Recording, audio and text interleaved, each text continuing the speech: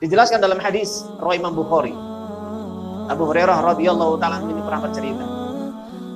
Rasulullah SAW ini pernah menyampaikan kepada para sahabat, kalau amanah itu sudah disia-siakan oleh umatku, perhatikan, tunggu kehancurannya. Abu Hurairah bertanya kepada Nabi, ya Rasulullah, terus bagaimana cara umatmu menyanyiakan amanah Allah? Dia menjelaskan, kalau amanah itu diserahkan kepada orang yang bukan ahlinya, tunggu kehancurannya, tunggu kerusakannya di tengah-tengah masyarakat. Bismillahirrahmanirrahim.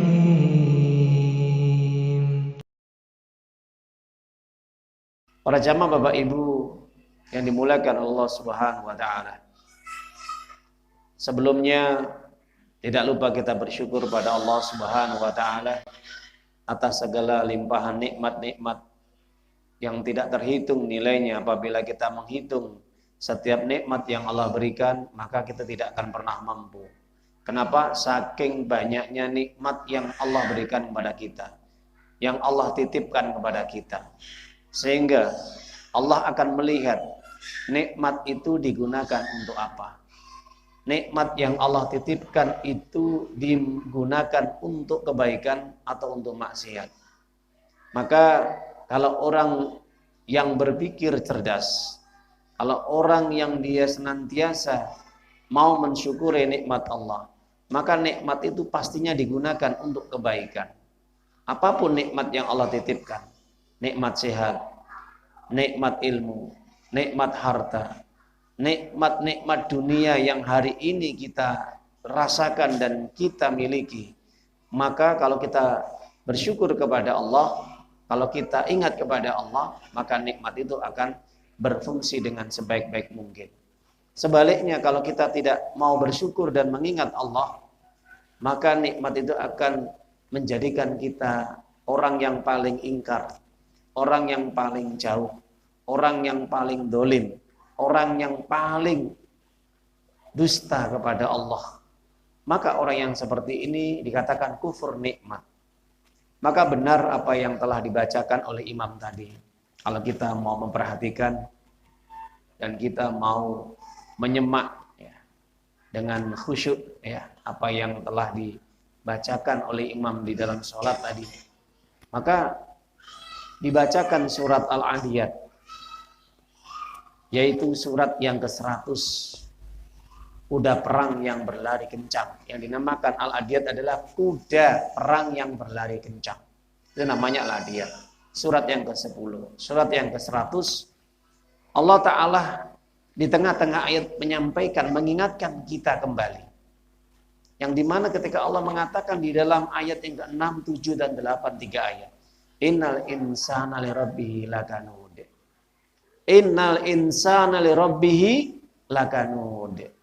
Sesungguhnya manusia itu betul-betul sangat ingkar kepada Allah Subhanahu wa taala. Perhatikan ayat ini. Allah menegaskan, enggak main-main. Pada dasarnya manusia itu sangat ingkar kepada Allah yang telah menciptakannya, yang telah memberikan banyak nikmat. Tapi kenapa diingkari nikmat itu? Kenapa? Wa inna ala dzalika lasyahid. Dan manusia itu menyaksikan sendiri keingkarannya. Tidak patuh, tidak mau taat kepada Allah. Padahal Allah sudah banyak memberikan fasilitas kehidupan di dunia ini. Dan dia mengerti, menyaksikan sendiri.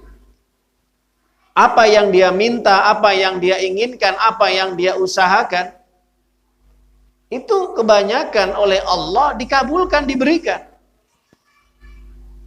Jadi kalau nikmat dunia Allah tidak pandang bulu, Allah berikan. Baik itu dia mukmin atau orang kafir, dia orang muslim atau musyrik, dia orang yang taat atau orang yang fasik, dia orang yang saleh ataupun dia orang-orang yang zalim, ahli maksiat.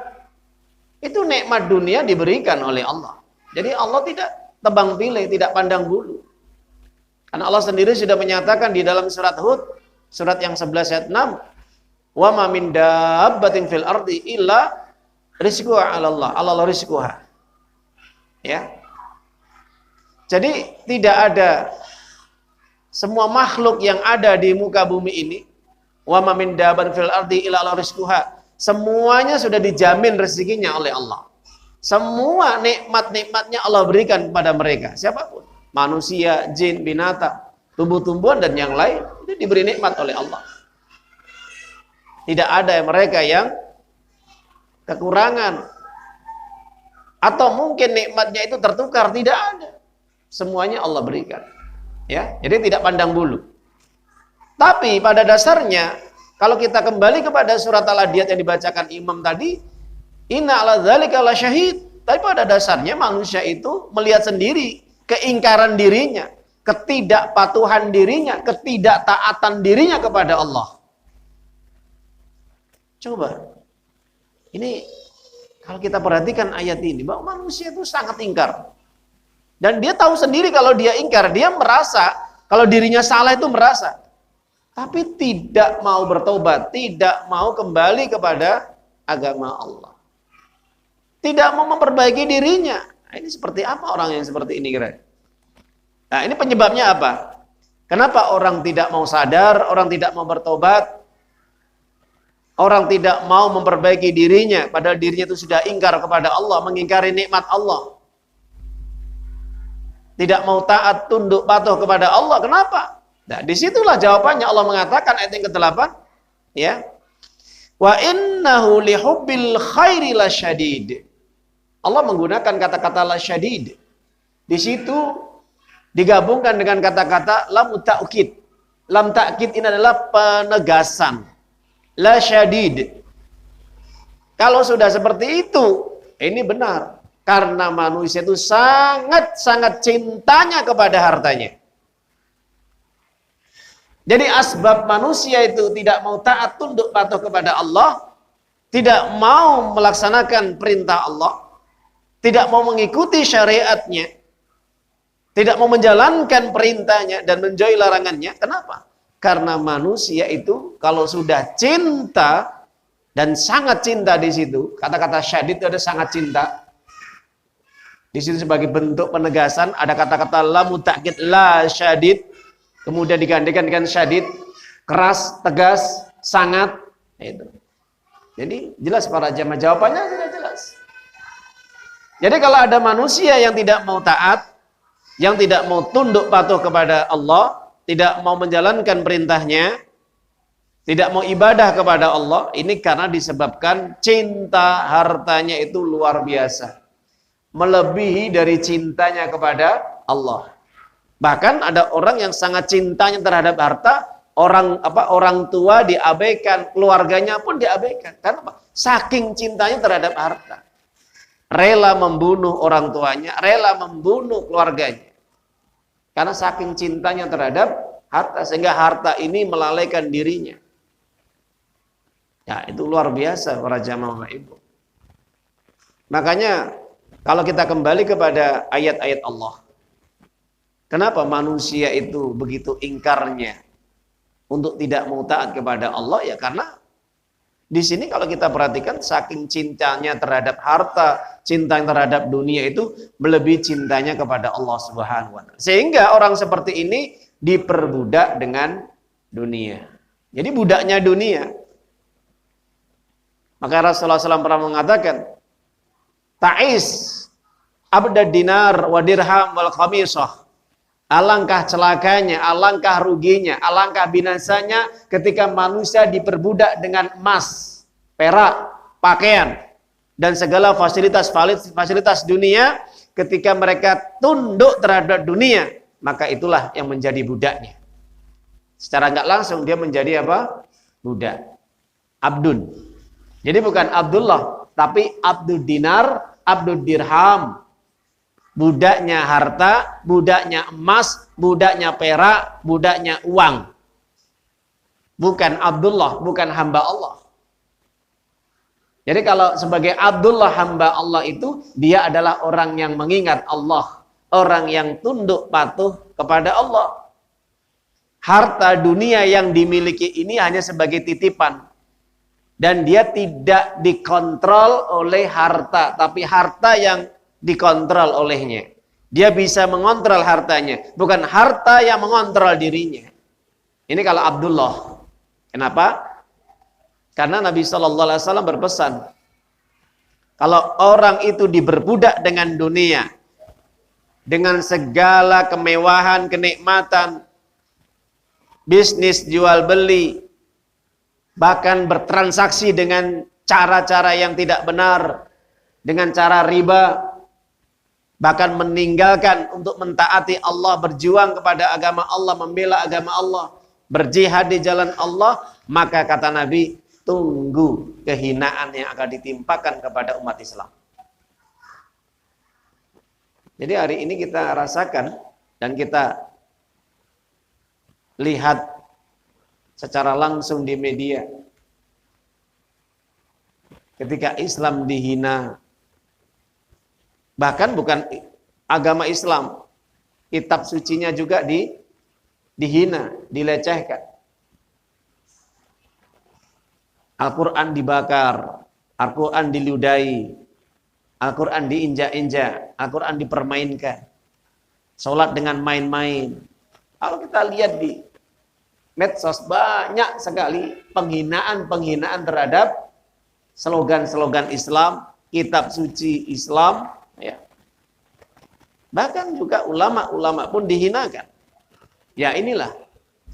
Ini penyebabnya ketika umat Islam ini hina disebabkan karena meninggalkan 4 perkara kata Nabi. Nabi SAW menjelaskan dalam hadis rawi Abu Daud dengan sanad yang sahih dari Abdullah bin Umar radhiyallahu ta'ala anhuma. Abdullah bin Umar ini pernah bercerita bahwa Nabi SAW pernah bersabda, "Idza tabayatum bil inah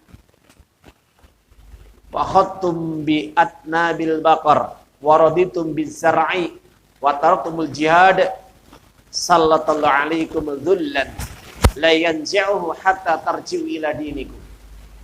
Apa kata Nabi? Jika kalian wahai umat Islam sudah senang ketika melakukan transaksi sistem riba, inah itu riba. Syekh Shalih Utsaimin ketika menjelaskan bai'ul inah, sistem jual beli inah adalah ketika si penjual menjual barang dagangannya dengan sistem kredit, dijual sepeda motor, harganya toleh mungkin seharga 10 juta, kredit 1 tahun 10 juta, 1 tahun. Kemudian satu hari dia bilang kepada si pembeli tadi, si penjual tadi bilang kepada pembeli, saya akan beli motor kamu kontan cash seharga berapa? 7 juta. Maka ini masuk dalam al-inah. Tujuannya apa? Pada hakikatnya dia itu tidak ada keinginan untuk menjual barangnya, tapi hanya untuk trik bagaimana mengambil keuntungan. Ini sistem inah. Ketika dia menjual barangnya dengan sistem kredit, dengan ada tempo, yang dimana dikasih tempo selama 1 tahun, dengan harga motor 10 juta, kemudian dia berkata kepada si pembeli tadi, saya akan beli lagi motor kamu seharga yaitu 7 juta. Atau sebaliknya, ketika dia ini menjual motornya seharga 5 juta, dengan dikasih jatuh tempo yaitu 1 tahun atau 6 bulan, kemudian dia katakan kepada si pembeli tadi, saya akan beli motor kamu 15 juta dengan cash. Dan sebaliknya, seperti itu. Jadi pada dasarnya dia mempermainkan penjualan tadi dengan trik yang pada hakikatnya dia tidak menginginkan daripada motor itu dijual. Jadi ini sistem inah, ya. Maka para jamaah Bapak Ibu yang dimuliakan Allah Ta'ala, ini sudah terjadi di masyarakat mungkin sebagian besar. Dan ini sebagai pintu-pintu riba yang lebih besar nanti.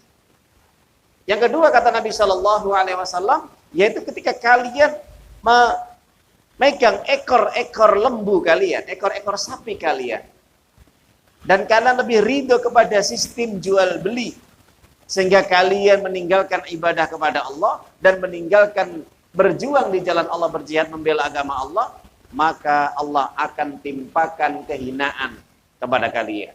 Jadi umat Islam sekarang hina para jamaah Bapak Ibu. Nggak berdaya, lemah. Ya, dibully sana sini, dicaci maki sana sini, dipermainkan. Kemudian kitab sucinya kemudian dihinakan, dibakar, diludahi, diinjak-injak dan yang lain. Nggak ada harga dirinya. Kenapa? Karena ketika manusia ini sudah meninggalkan 4 ini, ya, melakukan 4 ini. Yang pertama, praktek riba sudah di mana-mana. Yang kedua, mereka lebih sibuk dengan kendaraan-kendaraan mereka, sapi-sapi mereka, ternak-ternak mereka, pertanian-pertanian mereka. Dan juga dilalaikan dengan jual beli ketika waktunya azan, ketika waktunya sholat. Mereka tinggalkan sholat itu demi untuk mencari keuntungan dalam bisnisnya. Dia harus rela meninggalkan ibadah sholatnya demi untuk bisnisnya, jual belinya. Jadi kalau orang sekarang anggapan itu, sholat itu apa ada untungnya. Sholat itu apa bisa bikin orang kaya. Gitu Bapak Ibu ya. Apalagi orang ngaji, mau jadi apa? Ya. Lebih baik cari uang banyak. Bisa kaya, bisa beli mobil, bisa beli rumah. Bisa dapat istri yang cantik. Bisa beli ini dan itu. Buat apa sholat? Buat apa ngaji? Ya itu. Ketika umat Islam sudah punya pikiran yang seperti itu. Dan meninggalkan untuk membela agama Allah. Meninggalkan jihad. Padahal jihad adalah termasuk ibadah yang tertinggi. Dirwatu sanami al-jihad fisabilillah. Kata Nabi, jihad adalah puncak yang paling tinggi. Tujuannya apa? Untuk menegakkan kalimat Allah. Ini kalau umat Islam sudah meninggalkan perkara-perkara seperti ini dan tidak ada pembelaan terhadap agama Allah, apa yang terjadi? Kehinaan, dhullun. Sampai hatta tarji'u ila dinikum. Apa kata Nabi? Sampai kalian kembali kepada agama kalian. Jadi solusinya bagaimana umat Islam supaya tidak hina?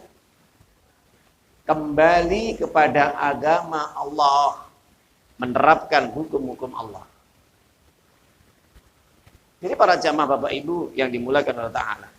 Maka kalau kita perhatikan saat ini, di akhir zaman ini, maka jelas apa yang telah disabdakan oleh Nabi 1400 tahun yang telah lalu, 14 abad, hari ini terjadi. Umat Islam dalam kondisi hina dan dihinakan oleh musuh-musuh Islam. Meninggalkan ibadah sholat, praktek riba, sibuk dengan bisnis jual belinya, meninggalkan untuk membela agama Allah, meninggalkan untuk berjuang berdakwah di jalan Allah, tidak mau mencari ilmu untuk belajar agama Allah. Nah ini sudah hina. Sehingga terjadilah kebodohan-kebodohan di mana-mana. Maka benar, kalau sudah amanah Allah itu disia-siakan, apa yang terjadi? Apa yang terjadi Bapak Ibu? Tunggu kehancuran. Ya amanah Allah disia-siakan. Dijelaskan dalam hadis riwayat Imam Bukhari. Abu Hurairah radhiyallahu ta'ala ini pernah bercerita. Rasulullah sallallahu alaihi wasallam ini pernah menyampaikan kepada para sahabat, "Idza duyatil al-amanah fatadri sa'ah." Kalau amanah itu sudah disia-siakan oleh umatku, perhatikan, tunggu kehancurannya. Qal Abu Hurairah bertanya kepada Nabi, "Ya Rasulullah, kaifa idu'atuha?" Terus bagaimana cara umatmu menyanyiakan amanah Allah? Qal Nabi menjelaskan, "Idza usnidal amru ila ghairi ahlihi fatadris sa'ah." Kalau amanah itu diserahkan kepada orang yang bukan ahlinya, tunggu kehancurannya, tunggu kerusakannya di tengah-tengah masyarakat. Hari ini bagaimana Bapak Ibu? Tampak? Hari ini terwujud kehancuran, kerusakan di mana-mana. Ketika amanah ini yang megang bukan orang yang ahli, para ahli tafsir mengatakan, ahli hadis mengatakan, ahli di sini adalah mereka yang paham tentang agama, mengerti tentang syariat Allah, mengerti tentang kitabullah Al-Quran, dan mengerti tentang sunnah-sunnah Rasulnya. Itu yang dinamakan ahli. Kalau mereka yang memegang kekuasaan, jabatan, kedudukan, apa saja, bahkan sampai yang terkecil lingkungan keluarga, yang memimpin keluarga mereka tidak mengerti tentang agama, tunggu kehancurannya, tunggu kerusakannya. Taruhlah di dalam keluarga yang lingkungan kecil, ketika yang memimpin keluarga, istri dan anak-anak itu sebagai yang dipimpin, rakyatnya. Pemimpinnya adalah suaminya. Ketika seorang suami tidak mengerti tentang agama Allah, jauh daripada agama Allah, tidak paham tentang ilmu, tidak mengerti tentang ilmu sholat, ilmu wudu, ilmu menikah, ilmu junub, ilmu-ilmu ibadah yang lain, tidak mengerti apa yang terjadi, tunggu kehancuran. Maka ketika ada kerusakan di tengah keluarga akan dibiarkan. Istri tidak sholat dibiarkan, anak tidak sholat dibiarkan, istri tidak menutup aurat berhijab dibiarkan, anak tidak berpuasa dibiarkan, anak-anak tidak mencari ilmu agama itu pun dibiarkan. Apa yang terjadi? Kehancuran. Kehancuran. Ini yang terjadi di lingkungan yang paling kecil, di keluarga, rumah tangga. Bagaimana lingkungan yang besar? Seorang pemimpin yang memimpin rakyatnya. Khalifah, presiden, menteri, gubernur, bupati, dan yang lain. Ketika dia memimpin, yang dimana dia tidak mengerti tentang agama Allah, apa yang terjadi? Tunggu kehancurannya. Jelas Bapak Ibu? Maka benar kata Nabi, yang dinamakan intidorus sa'ah, maka akan segera terjadi kerusakan-kerusakan di tengah masyarakat. Yang dikatakan sa'ah di sini, para ulama mengatakan terjadinya kemaksiatan merajalela. Zina dibiarkan. Betul? Minuman khamr dihalalkan. Merebak. Orang minum minuman keras, mabuk, merebak. Perjudian, sabung ayam, praktek-praktek riba, menjamur, dibiarkan. Dihalalkan. LGBT, oh, tidak ada masalah, bebas. Ya, orang tidak sholat, silahkan, nggak ada paksaan, nggak boleh dipaksa ibadah itu. Ya, ketika salah menafsirkan la ikraha fiddin, tidak ada paksaan dalam agama. Iya, betul. Ayat ini betul. Surat Al-Baqarah 256 betul. La ikraha fiddin, tidak boleh memaksa dalam beragama. Tapi untuk siapa ayat ini? Khitab ayat ini ditujukan kepada orang kafir asli, bukan orang muslim. Kalau orang muslim harus dipaksa. Kamu Islam tidak sholat, dipukul, betul? Anak umur 7 tahun diperintah sholat. Kalau sudah mencapai 10 tahun diapakan? Diapakan? Apa Nabi? Oh nggak apa-apa, kamu udah 10 tahun ya, biarkan aja. Ngapain sholat? Kan gitu. Apa seperti itu Nabi? Enggak. Nabi mengatakan, muru auladakum bisalah idza balagha wa hum isrin sanah. Perintah sabaina sanah. Perintahkan anak-anakmu salat idza balagha wa hum sabain sanah.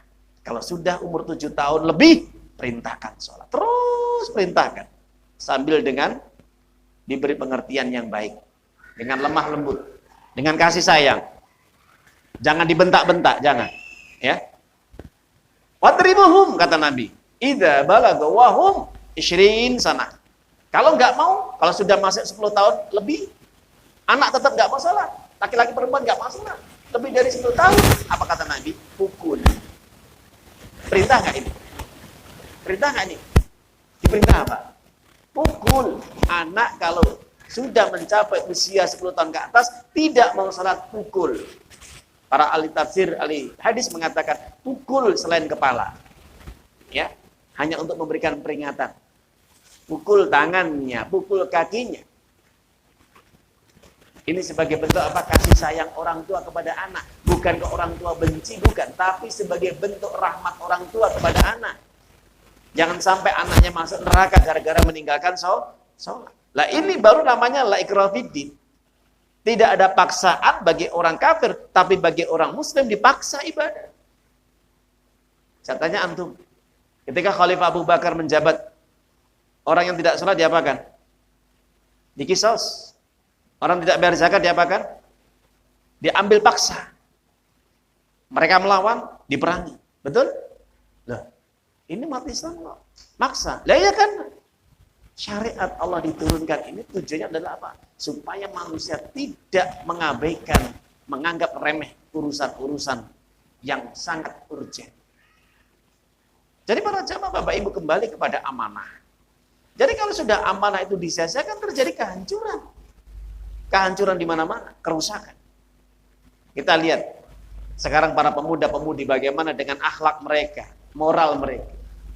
Pergaulan bebas di mana-mana. Betul? Mereka lebih senang nongkrong di mana? Masjid, musala, rumah, warung kopi. Antum sendiri yang tahu. Para remaja-remaja mereka lebih enjoy, lebih senang duduk berlama-lama di warung, entah warung kopi, warung makan atau yang lain. Tapi mereka itu tidak betah duduk di masjidnya Allah. Mereka tidak betah untuk mendengarkan nasihat-nasihat, peringatan-peringatan. Mereka kalau masuk ke masjid, seakan itu membuat mereka itu tidak bisa berlama-lama. Banyak orang sholat, ya, tapi tidak lama. Setelah sholat sudah. Kalau kita lihat bagaimana sejarah para sahabat Nabi, ya, Masya Allah. Masjid itu seperti rumah bagi mereka, ingat, perhatikan. Masjid itu seperti rumah bagi mereka. Jadi para sahabat Nabi itu, kalau seandainya mereka itu selesai sholat, kadang-kadang bincang-bincang dengan Nabi, bincang-bincang dengan sahabat-sahabat yang lain, tukar pikiran, sharing. Yang dibicarakan apa? Urusan agama. Urusan agama, urusan keluarga, urusan umat. Mereka bincang-bincang. Kalau mereka tidak tahu, tanya kepada Nabi. Bahkan kebiasaan Abdullah bin Mas'ud, itu kalau habis sholat, panggil para sahabat yang lain. Ta'al huna, halumma, sini datang ke sini. Ayo kita belajar. 1-2 ayat kita pelajari. Setelah 1-2 ayat atau sampai 5 ayat, maka jangan kita menambah lagi sampai kita paham isinya dan kita amalkan. Ini para sahabat Nabi. Generasi as-sabiqunal awwalun, generasi yang luar biasa. Betul Bapak Ibu? Dan sekarang anak remaja kalau suruh duduk di masjid betah? Enggak betah. Ya. Tapi kalau duduk di layar masjid, di luar masjid, ya mereka bisa berjam-jam. Di kafe, di warung kopi yang lainnya bisa berjam-jam, bahkan bisa sampai 5 jam. Ya nggak tahu apakah di situ ada alunan musiknya, ada wanitanya walau bisawab ya. Nah, itulah kondisi di akhir zaman para jemaah. Kerusakan yang terjadi pergaulan bebas, perzinaan, kebodohan, merebak, merajalela, minuman khamr, dan masih banyak kemaksiatan yang lain. Ini tunggu kehancurannya. Dan kata Nabi Shallallahu Alaihi Wasallam, amanah yang nanti terakhir akan hilang apa? Di dalam tubuh Islam. Apa yang hilang? Sholat. Setelah hukum Allah ini sudah lenyap di muka bumi ini, tidak ada hukum Islam, syariat Allah tidak tegak. Maka ketika hukum Islam sudah hilang, maka akan terjadilah nanti sholatnya akan diabaikan dan ditinggalkan. Dan ini terjadi, kita hidup pada generasi yang paling buruk kata Allah. Betul? Betul nggak? Kita generasi ini sekarang hidup pada zaman yang dimana kondisi umat, kata Allah, itu generasi yang paling buruk. Rusak, betul rusak. Kenapa? Kalau kita hitung, orang yang sholat dengan yang tidak banyak mana? Banyak yang tidak sholatnya, Bapak Ibu. Orang yang dia mau belajar agama, menuntut ilmu, banyak mana daripada mereka menuntut ilmu dunia? Banyak mana? Yang menuntut agama, menuntut ilmu syariat Islam, dengan menuntut ilmu dunia, banyak mana persentasinya? Banyak orang menuntut ilmu dunia, kenapa? Ya di situ kondisi kita. Itu yang dinamakan akan terjadilah kebodohan merebak. Bodoh terhadap agama, pandai terhadap ilmu dunia. Makanya benar kata Nabi sallallahu alaihi wasallam, jahil bi umuridin, alim bi umurid dunia. Pandai dalam urusan dunia, tapi jahil dalam urusan agama. Ngaji nggak bisa, baca Quran nggak bisa. Kita lihat generasi-generasi muda sekarang. Bahkan saya ketika di YouTube ada orang itu mengetes anak-anak SD atau SMP ya. Padahal mereka pakai jilbab. Mereka seperti sekolah Islam. Disuruh menyebutkan rukun Islam ada berapa? Ada 5. Sebutkan. Nggak hafal. Ditanya lagi, rukun iman ada berapa? Ada berapa ya? Mikir. Iya. Itu anak-anak SD, anak-anak SMP. Bahkan anak SMA pun ditanya. Rukun Islam ada berapa? 6. Sebutkan. Nggak hafal. Nah itu. Ini musibah para jamaah baik. Bagaimana nanti dia akan bisa berjuang untuk agama Allah? Bagaimana dia akan bisa menjaga dirinya? Sedangkan dia tidak mengerti tentang jati dirinya sebagai orang muslim. Maka ini yang terjadi. Maka apakah mereka orang-orang yang amanah? Kalau sudah seperti itu, nah kita nggak yakin. Kalau orang sudah tidak mengerti tentang agamanya saja, rukun Islam aja tidak tahu, rukun iman aja tidak tahu, apalagi ilmu-ilmu yang lain, tentang ilmu tauhid, akidah, syirik, tauhid, halal haram, perintah larangan, bid'ah sunnah, dan yang lainnya, tidak masuk itu. Ini kondisi akhir zaman ya. Kenapa para jamaah Bapak Ibu? Ini siapa yang bertanggung jawab? Yang pertama adalah orang tua. Karena orang tua tidak mengenalkan anaknya sejak awal tentang agama. Amanah disia-siakan. Yang pertama kali hilang aturan Allah adalah hukum. Yang kedua, setelahnya nanti akan hilang sholatnya. Ya ayyuhalladzina amanu ittaqullaha haqqa tuqatih wa la tamutunna